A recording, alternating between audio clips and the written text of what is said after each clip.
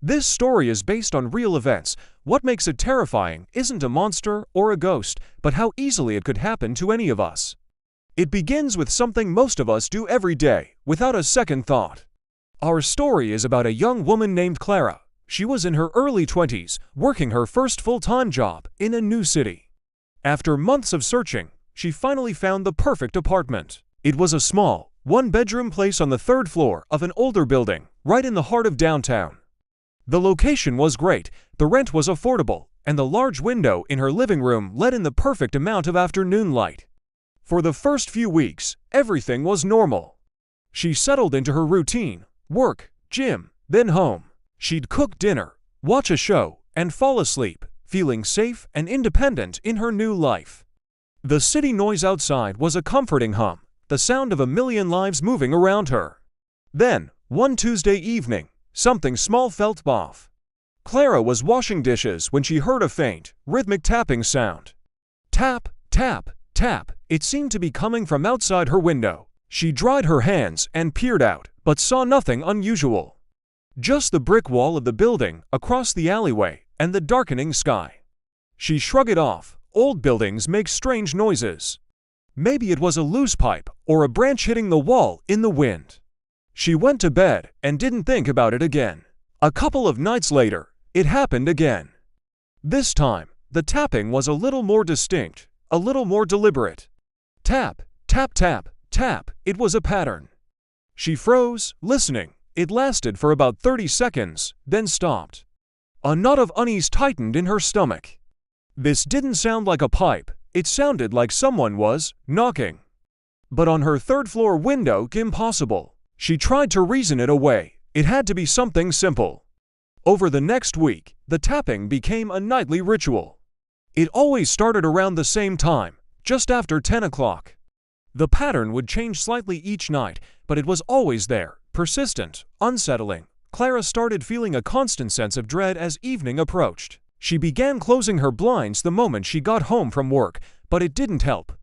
She could still hear it. The silence in her apartment became heavy, charged with anticipation.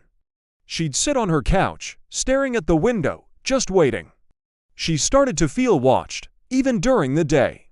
She'd find herself glancing over her shoulder on her way to work, scrutinizing faces in the crowd. Her safe, little apartment had started to feel like a cage. She was losing sleep. Her friends told her she was just stressed from her new job, that she was imagining things. She wanted to believe them. One night, the tapping was louder than ever. Clara couldn't take it anymore. Her heart was pounding. She decided she had to know what it was. But instead of looking out her own window, she had a sudden, chilling idea. She quietly unlocked her front door, slipped into the hallway, and went to the apartment at the opposite end of the hall, a vacant unit that was being renovated.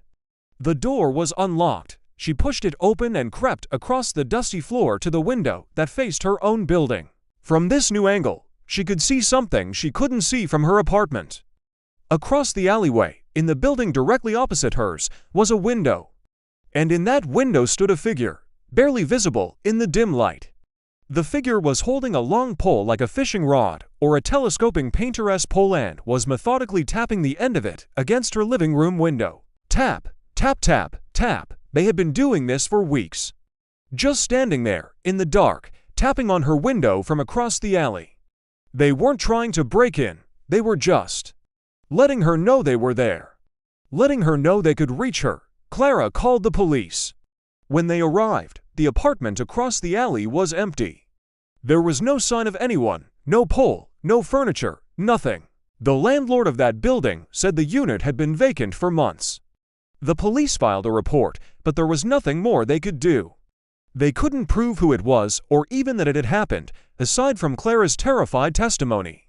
She broke her lease and moved out the very next day. She never found out who was tapping on her window or why. And the most disturbing part of this entire real story: the simple, terrifying realization that someone was watching her, night after night, with a patience that was deeply, deeply inhuman. They weren't trying to get in. They were just enjoying her fear. This was a real police report. Think about that the next time you hear an unexplainable noise in your home.